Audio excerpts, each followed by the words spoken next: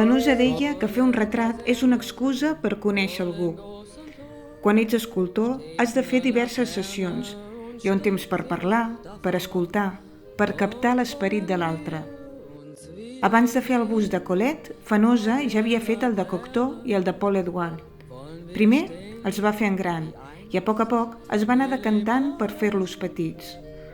Un grup de bibliòfils que tenien llibres d'alta qualitat van encomanar a Fenosa, a qui estimaven molt i qui també era un admirador dels llibres bons, el bust de Colette. No es coneixien. Colette vivia a l'apartament del Palais Royal, on des de les finestres es veuen els jardins tranquils i preciosos. Era el 1948. Colette ja era una persona gran. Apel·les hi va anar diverses vegades. Per fer cada encàrrec, ell s'informava moltíssim de la persona. La llegia, escoltava, l'observava. En aquella època, Fenosa ja festejava amb Nicole, que l'esperava al jardí. Un dia, Fenosa va dir a Colette: «Demà no podré venir perquè em caso amb la Nicole». El bust el va acabar i està exposat a la Fundació Apel·les Fenosa.